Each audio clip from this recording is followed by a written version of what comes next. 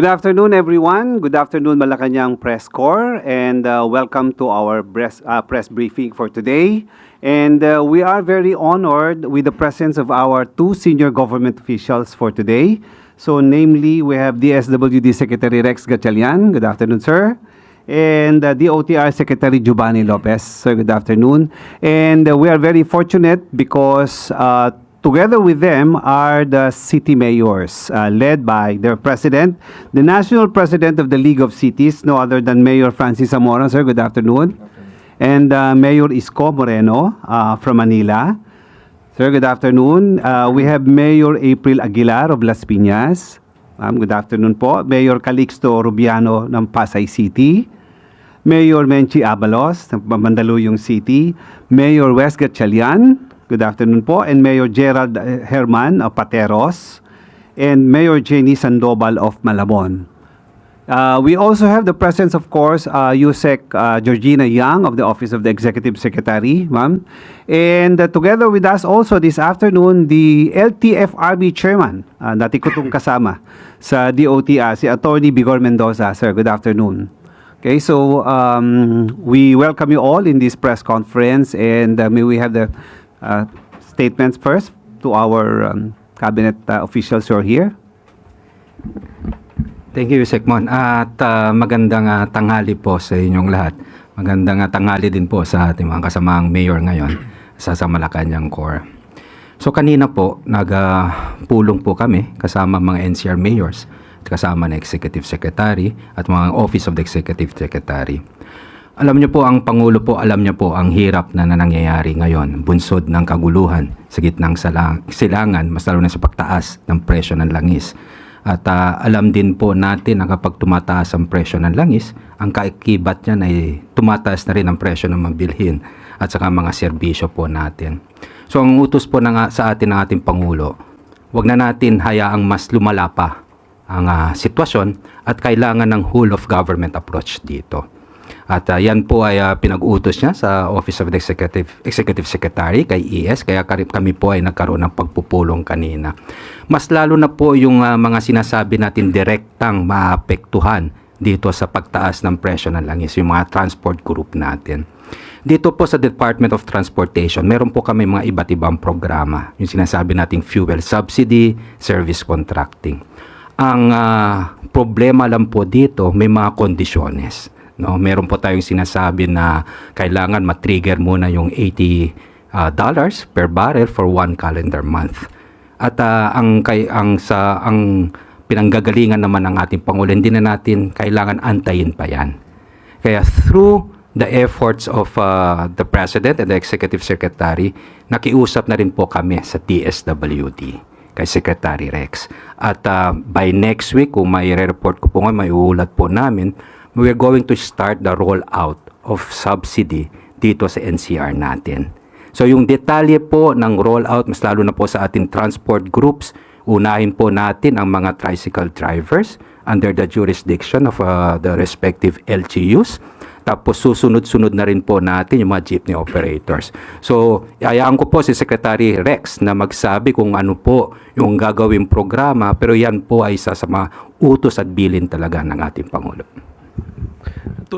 Tulad ng nasabi ni Secretary Banoy, na ang direktiba ng ating Pangulo ay gamitin ng lahat ng mga programa ng DSWD para maprotektahan natin ang mga mahihirap, marginalized, the poor, and the vulnerable. Sa punto na to, hindi na lang kasi sila public utility drivers, kung hindi maituturing na natin silang mga individual in crisis situation dahil apektado na ang kanilang mga hanap buhay. At dyan papasok ang AICS or the Assistance in Individual in Crisis Situation Program ng DSWD. Marahil nagtataka kayo bakit DSWD, kasi nga lahat itong mga tinukoy ni Sec Banoy, tricycle drivers, jeepney drivers, taxi and UV drivers, yung TNVS at lahat pa ng apektado nitong pagtaas ng presyo ng petrolyo ay now considered individuals in crisis situation. So ang napagkasundoan namin ng mga alkalde ng Metro Manila at later on sa buong bansa ay by Tuesday next week, sisimulan na natin yung pagbigay ng tulong pinansyal na naghahalaga sa 5,000 pesos sa mga apektadong sektor na nabanggit ho namin. simultaneous po yan. Kaya ho nakipagtulong kami sa mga mayors ng Metro Manila dahil hihiling kami ng tulong sa kanila dahil yung mga tricycle drivers list manggagaling sa kanila mga regulatory unit ipapasa ngayong araw sa DSWD para ma-process na ho namin ng financial assistance. Tulad ng direktiba ng Pangulo, hindi na ito tatagal.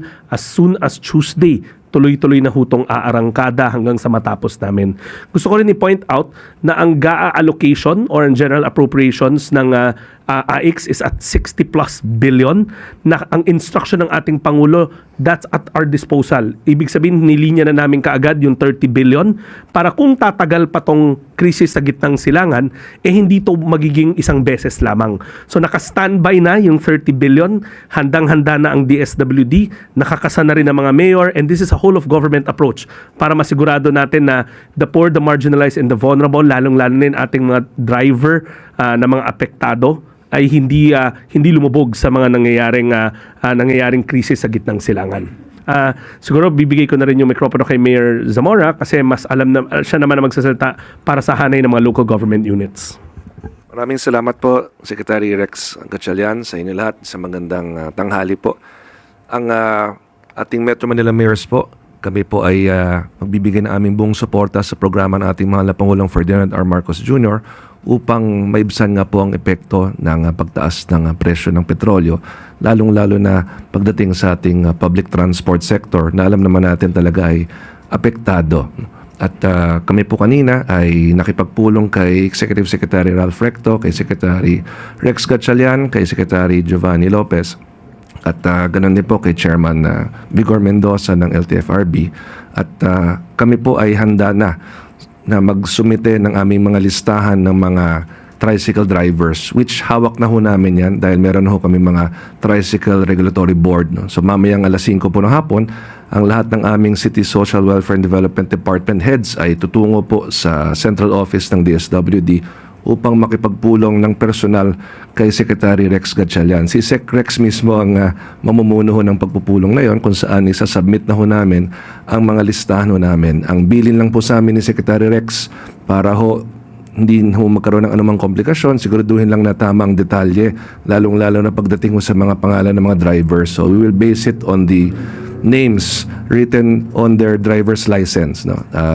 Si Secretary Rex po, binanggit na ho sa amin na yung mga usual requirements pagdating po sa AIX ay medyo mas magiging magaang ngayon because gagawa ho siya ng isang blanket certification. Indeed ay mga drivers po natin pagdating sa ating mga TODA, sa ating mga lungsod. So ito po ay malaking tulong po talaga para sa amin sapagkat kami pong mga mayor sinahanapan rin ho ng mga hakbang ng aming mga mamamayan, lalong-lalo na yung mga apektadong drivers nga po natin. At hindi lamang po ito para sa tricycle drivers, ganoon din sa jeepney drivers, sa TNVS drivers, sa UV Express drivers, sa bus drivers, lahat to ng mga drivers pagdating sa public transport sector ay tutulungan po ng ating pamahalang nasyonal. Ngunit ang unahin lang muna yung tricycle drivers simply because we have existing listings already. At yan ay agad-agad nga magagawa by Tuesday next week. May payout na po agad. Ang sabi ho ni Sec Rex sa amin, for as long as we completely submit the list by today, it can be processed in just a few days. By Tuesday, magkakaroon po tayo ng isang simultaneous release o payout na sabi ko nga po kay Sec Rex, no? Maganda na agad-agad talaga ay makita na ng ating mga mamamayan na ang ating pamahalang nasyonal ay gumagawa ng hakbang. So ito po ay bagay na pinagpapasalamat namin sa ngalan po ng Metro Manila Council. Kami po ay nagpapasalamat sa ating mahal na Pangulong Ferdinand R. Marcos Jr. at sa ating pong bagong Pilipinas Administration sapagkat mabilis po ang naging aksyon. In fact, the people were already asking us, Mayor, ano ba maging hakbang ng pamahalang nasyonal? At tamang-tama ho, kanina sa pagpupulong namin just 1 hour ago, ito na ho ang naging resulta niyan at ito po, ina-announce po natin ang magiging hakbang po. Thank you po. Thank you, Mayor Francis Zamora. Mayor Isko Moreno, you want to say something? On behalf of the people of Manila being the capital, particularly with about 14,000 drivers, almost 13,000 tricycle drivers, 1,000 plus jeepney drivers, and on top of that, as like what the others said already, lalawak pa tong programang to, aabot na to sa mga rider, TNBS, buses, but we will have respective tranches in terms of days lang naman kung sinong mauna. So kay President Bongbong Marcos at Executive Secretary Ralph Recto ay taus-puso kaming nagpapasalamat sa lungsod ng Maynila na may ganitong programa na mararamdaman agad ng tao yung maibsan yung kinakaharap ngayon ng mga biyahero natin sa lungsod ng Maynila. And I think that goes also to other Metro Manila mayors and the entire country. Thank you very much. Thank you, Mayor Isko. Now we'll hear now from Undersecretary Georgina Yang of the Office of the Executive Secretary. Ma'am? Magandang hapon po sa lahat. No? Nabanggit na rin na whole of government, in fact, whole of society approach po ito na pag-usapan yung agarang tulong para sa mga nasa transportation sector through the DSWD AIX. Kahapon din po, kausap din po ng Office of the President yung lahat ng mga municipal mayors, more than 1,000 municipal mayors, kasama rin mga provincial governors and city mayors for the Local Government Support Fund kung saan magbibigay ng libreng bigas. No, yung rice subsidy, Bagong Pilipinas Rice Program, nilaunch po ito ng Pangulo noong Pebrero at ito po ay kabahagi ng ating package of support. So hindi lamang po yung ating mga transportation workers yung agad na magbebenepisyo sa tulong mula sa national government, sa utos na rin po ni Pangulong Bongbong Marcos, kundi ang iba ring mga vulnerable families na naapektuhan din sa pagtaas po ng presyo ng krudo. So yun lang po at maraming salamat sa pagkakataon na maihayag po ang mga updates tungkol po sa ating mga programa para sa mga naapektuhan. Thank you very much, Yusek. So maraming salamat po, and now we will open questions from the members of the Malacanang Press Corps. You can ask questions from the officers, the officials in front of you, and you can also ask questions to our city mayors who are with us this afternoon. Okay? So may we have a question from Kat Domingo from ABS-CBN? Good afternoon, sir. Sir, we expect na yung rollout po ng 5,000 ayuda for Metro Manila will be next week. But what about dun po sa provinces and regions? How soon can the transportation or the fuel subsidy be given to them? Well, ang utos ng ating Pangulo is nationwide. So, i-kick off lang natin sa Metro Manila, pero sunod-sunod na ho yan, hindi na yan magtatagal. One after the other mangyayari ho yan. Total, ang DSWD naman, may nationwide offices kami who will do the simultaneous payouts. Sir, I understand that the DSWD has several programs para doon po sa mga nasa laylayan. Pero what is the government preparing for ordinary middle-class Filipinos who rely on their private motorcycles or even vehicles going to and from work or taking their children to school? Yung mga hindi po nagko-commute pero hindi rin naman po ganun kayaman and umaaray din po sa taas ng presyo ng langis. Kat, I think I have to answer that in two separate portions. First of all, yung programs ng DSWD, hindi naman siya para sa mga nasa laylayan lamang. Kaya nga ang ginagamit namin dito na programa, assistance to individuals in crisis situation. If you are facing crisis, kahit na ngayon, mismo sa opisina namin, kung merong mga iba't ibang krisis na pinagdadaanan, any single citizen can come to any DSWD office at tutulungan natin sila. Kasi misnomer yun na ang DSWD ay para sa mahihirap lamang, kundi ang DSWD ay para sa lahat na nangangailangan, lalong-lalo na sa oras ng pangangailangan. Now, I understand na may mga cost-saving measures na ini-roll out ang pamalaan, katulad ng mga 4-day work week at iba-iba pang mga measures to conserve. So, siguro, yun naman yung mag-a-address dun sa second part ng tanong nyo, dun sa mga nasa private sector. But again, kung titignan nyo yung menu ng AIX namin, I'd rather call it access mas mabilis, mas shorthand, marami doon. Meron kami doon yung papasok ka dun sa cash relief assistance. Halimbawa, biglang naapektuhan na yung trabaho mo, hindi ka na nakakapasok, instruments that the DSWD can extend.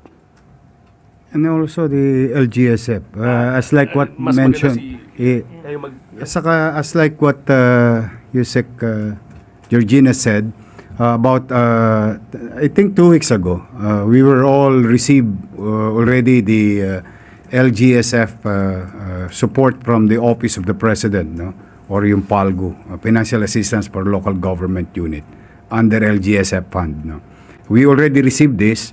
This is now like what Yusek Georgina said a few minutes ago, that this will be, ipadadala ito at sa working class usually ang tatamaan nitong rice subsidy na to.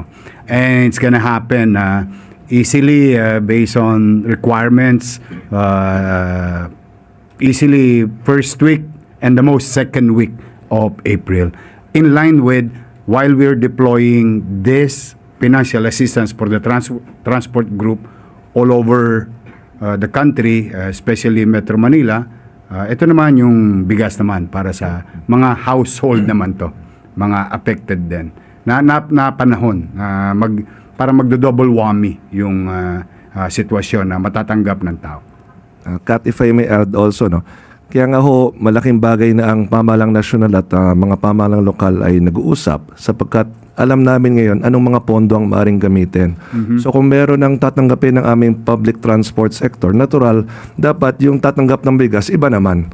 Kasi hindi naman pwedeng isang grupo at isang sektor na lang ang parating tumatanggap po. No? So we can now determine who among our constituents will need the rice dahil covered na nga po yung ating public transport sector. Kung merong tayong mga middle class constituents, nasa tingin ho natin dapat tulungan, pwedeng sila po ang ipasok natin dun sa listahan po ng bigas. Sir, last from my end, kakayanin po ba ng pondo ng Metro Manila mayors, particularly yung mga rich cities in Metro Manila, na magbigay ng additional fuel subsidy for the middle class on top of what the national government will give to PUVs? Actually, marami naman tayong mga mas malalaking lungsod sa Metro Manila compared to the others. No? So, yung sagot po dun sa tanong ninyo, depende na ho yan sa LGUs pagdating sa appropriations po nila. But I would like to think that separate from the DSWD, LGUs have buffer funds pagdating ho sa financial assistance. So, this will be a combination of national government funds and possibly also local government funds. Pero for the information of everyone, itong LGSF na papasok, ito po ay makasaysayan sapagkat hindi ho nagkaroon ng ganito kalaking LGSF ever.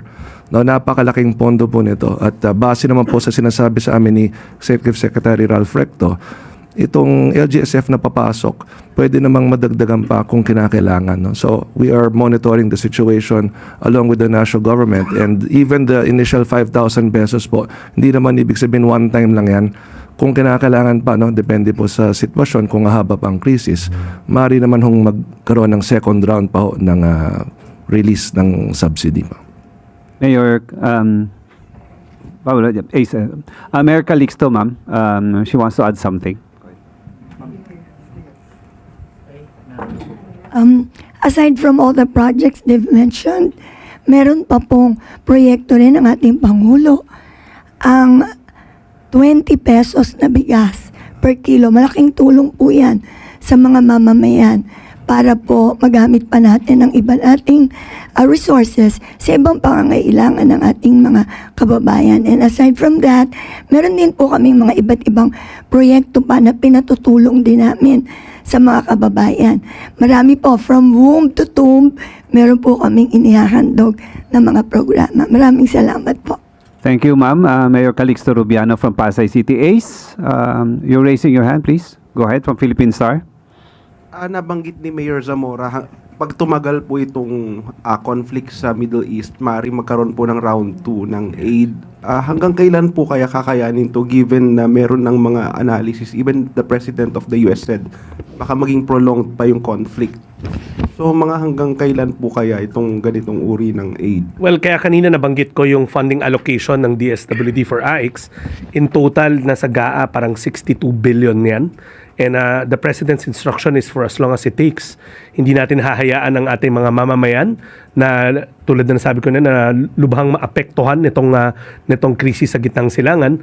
So the first initial 30 billion has already been earmarked, and that should, so forecast, that should keep us running for as long as it takes. And then pagkulang pa, meron pa ho kami na pwede pang pagkunan sa DSWD. And again, this is just one of the many programs of DSWD.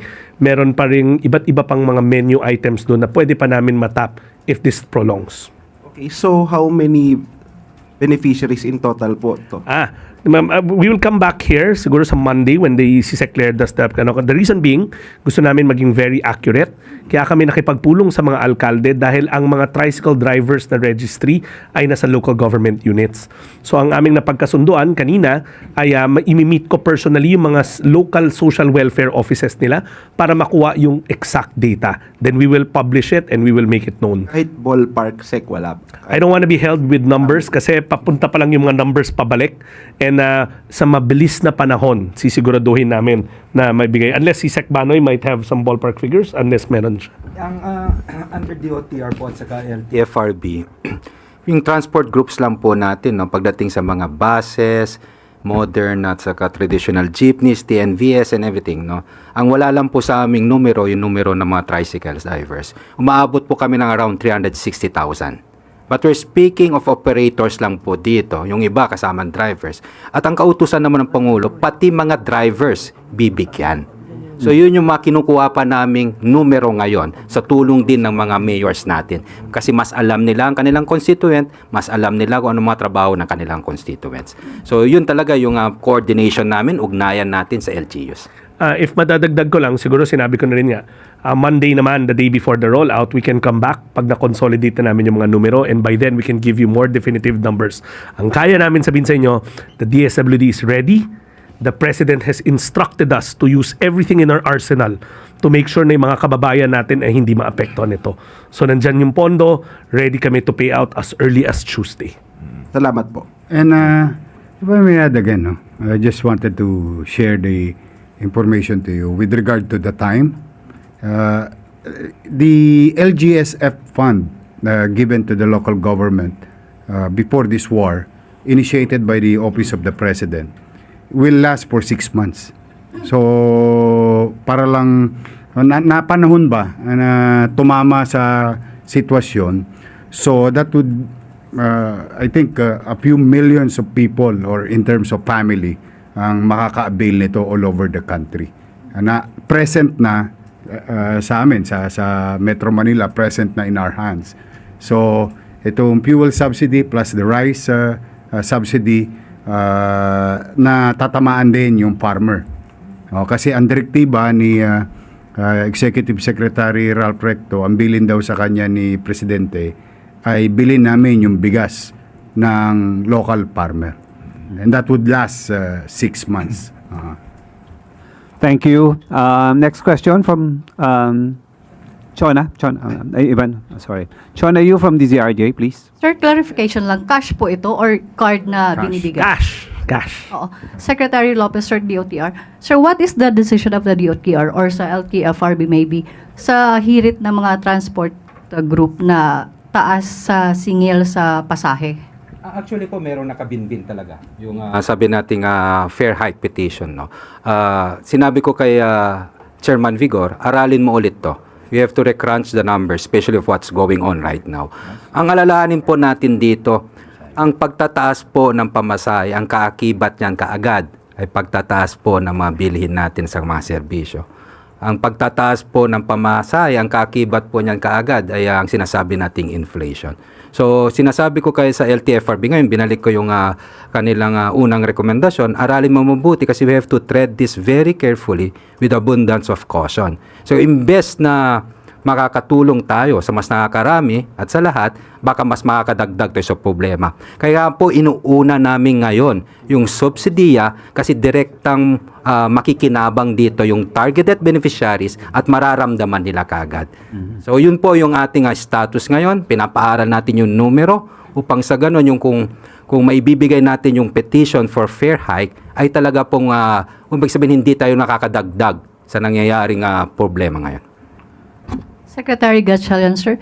How about yung mga farmers and fisher folks? May fuel subsidy din po sila. Kailan sila mag-start yung... Well, alam ko, tulad na nasabi ko sa ating Pangulo, lahat to ay vulnerable, marginalized, and poor. Makipag-ugnayan po ako sa madaling panahon sa ating Department of Agriculture kasi meron din sila sa portfolio nila na assistance to, presidential assistance of farmers and fisher folks na pwede rin namin i-augment pa sa more. But I'll have to work with them on the list para doon naman. Thank you, sir. Thank you. Next question, please, from GMA7, Ivan Mayrina. Sir, operational details lang on the execution of this plan, of the results of this meeting. So, driver po ako ng TNVS. I go to my LGU dahil doon ako nakatira. Ang mga tricycle driver po malinaw kasi doon sila talaga nakalista. Sila yung kayo nagsusupervise sa kanila. But for the rest, jeepneys, buses, taxis, saan ho sila pupunta para makuha tong ayuda na to? Yes, thank you po, no. Kaya tulad po ng kanina, sinabi natin ang inuuna natin ngayon, yung mga tricycle drivers. And the reason why we're addressing and targeting first the tricycle drivers, kasi handa na po yung mga LGUs natin. At meron na po dyan, may sasama na natin sa AX na pondo ng DSWD. Pagdating sa mga TNVS at sa mga ibang mga transport groups, may master list naman po ang LTFRB at ang DOTR. At dito po yung papasok na sinasabi namin na fuel subsidy. That will be triggered only sa tingin namin pa the moment we have the certification from the Department of Energy at malamang yan baka masisimulan namin sa unang linggo ng Abril, no? Kaya po inuuna lang po namin ngayon yung mga tricycle drivers. Then pagdating sa jeepney, ngayon po jeepney drivers, ipag-ugnayan na rin kami sa LGUs, ibigay lang po sa amin yung kopya at para mabigay din kay Secrex para maayos na rin. Now, kung kailan namin ibibigyan, definitely lahat po yan mabibigyan. Ang sinasabi lang po, we have to start somewhere at sisimulan na po namin sa mga tricycle drivers dito sa NCR by next week. So, sa LGU po, Yes, po. kung sa mga drivers, antayin nyo lang yung schedule but you will go to your LGU. Para lang po malinaw. Kasi pag napanood po nila to, I'm sure marami po yung may excite siguro, baka magkumahog sila pumila. Tricycle. Para lang po alam nila kung saan sila pupunta. Yes, the tricycle and the jeepney po. For the tricycle and the trike drivers and the jeepney drivers sa LGU po tayo. Okay. Thank you, Secretary Banoy Lopez. If I may just add, Yusek Mon, Yeah, go kasi ahead. ang pinag-uusapan po natin dito is not only the subsidy, no? Subsidy na yun, yung mga direct na benefits sa ating mamamayan. Isa pa sa mga inutos din sa ating Pangulo is to look for other intervention or mitigating measures na not necessarily through cash. So, tayo naman po sa DOTR at saka TRB, usap po tayo sa mga toll operators po natin. Na pagdating sa mga provincial buses natin, sa mga sinasabi natin mga trucks na that are for essential goods, agri-products, magbigay sila ng diskwento, no, dito sa mga toll fee natin. At kami po ay nagpapasalamat sa toll operators natin na sila naman po ay sumang-ayon. Kasi we did the numbers, makakatipid sila, parang sa mga bus, makakatipid sila ng mga 5 to 7 pesos. And for 100, there's 7,000 na makakatipid din, no? So yun po, yun yung mga ibang mga sinasabi natin, not necessarily non-cash, at saka mga other intervention and measures na ginagawa po ng Pamahalang Nasyonal. Thank you. Next question, please, from Clay Pardilla, PTB4. Secretary, good afternoon. Nabanggit niyo po na pinag-aaralan pa yung provisional fare increase pero habang tumatagal po kasi, mas nabibigatan yung mga driver. Are we expecting to have a decision this month?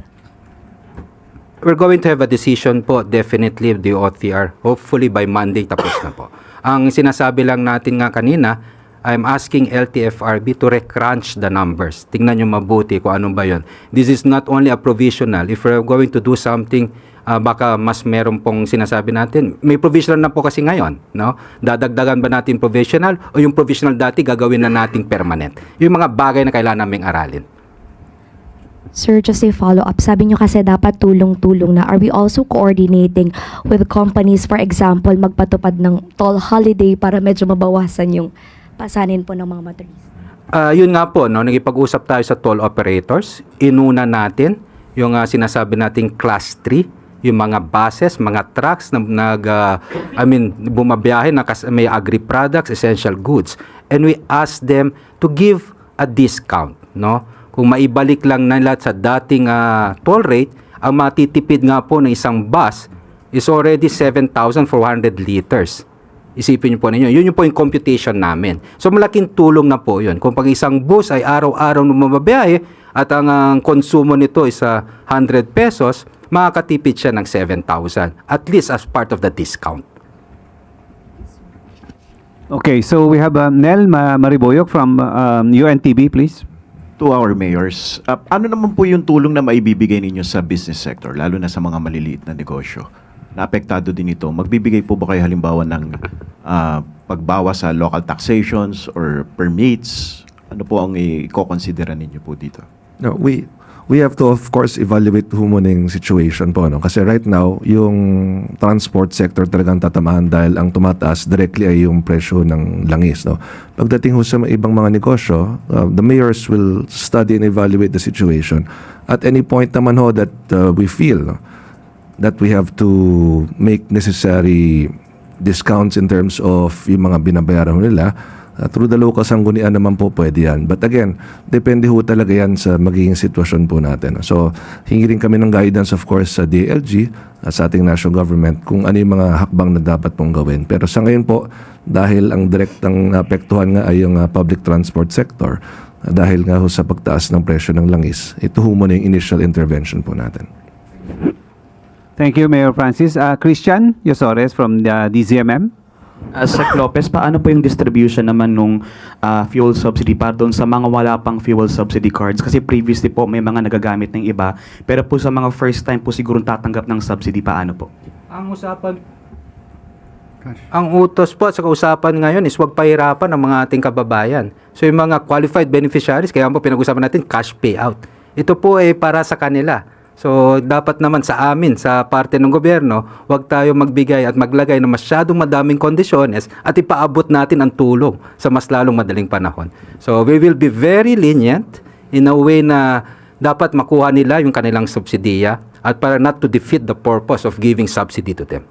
And ano po ang directive sa mga oil companies and gas stations? Kasi previously po kapag may mga fuel subsidy, ang nagiging reklamo po ng iba mga drivers, hindi po ina-acknowledge yung mga subsidy cards na pinipresent po nila. Alam niyo po, ang napag-usapan namin together with LTFRB, bibigyan namin sila ng cash, no? Bibigyan namin yung subsidy. Ngayon, kung yung perang yun, igagamitin nila sa kanilang sa subsidy, fuel subsidy, na sa kanila yon. Kung yun ay gagamitin na pambili ng gamot, pangkain, okay din po yun sa gobyerno, sa amin, sa DOTR at sa Pangulo. Kasi yung pera sa kanila po yun. Hindi po natin pwedeng ipipilit na yung subsidiyang binigay ay para lang po sa gasol. Mas mahihirapan po tayo sa implementasyon kapag ganyan. So again, it defeats the purpose. Yung perang na ibigay sa'yo, gamitin mo panggamot, pagkain, ayun po ay tulong ng gobyerno. Thank you po. Okay, thank you. Kat Domingo, follow-up question? Secretary Banoy, just on the aviation front, malapit na pong mag-Holy Week, magkakaroon ng exodus. Historically, tumataas yung demand for flights, especially those who are going to the province or magbabakasyon overseas. Ano po yung directive natin for airlines when it comes to fare hikes? May mga pagpupulong kami with the airlines natin. Alam din po namin na talaga maapektuhan sila dito, and we're thankful that they're still holding on. Ganun pa man sa mga ibang, we have to do some mitigating measures also. Not for the airlines necessarily, but more so dun sa epekto sa mga pamasahe, sa airfare na mga gustong bumiyahe.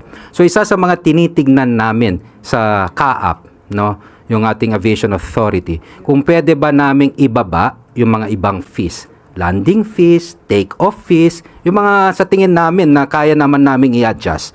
And I think that will ripple down doon naman sa airfare. At least may stabilize namin kahit papaano. As to the exact amount, hindi po ko po nasasabi kasi pinapaaral ko po kung pwede na namin gawin yun. Sir, meron tayong date as to kailan yung target natin na mag-release ng recomputed fees for the airlines? Are we referring to doon sa mga fees that we're trying to reduce? Fees, yes, sir. Pwedeng next week. Kasi ipapaboard approval. And then next week. Yes, ma'am. Thank you po. Thank you, Secretary Banoy. Anybody from the mayors or here who would like to add or give a statement? The mayors? Okay, so I think that that's the end of our press con for today. Thank you very much, Malacanang Press Corps, and thank you to our officials. Don't leave yet because we'll have a photo op. Thank you once again to our senior officials, Secretary Rex Gatchalian, DSWD, Secretary Banoy Lopez of DOTR, of course, Mayor Francis Zamora, Mayor Isko Moreno, and all the mayors who are here. Yusek, of course, Georgina Yang. Thank you very much po sa inyo, Attorney Bigor. Salamat po.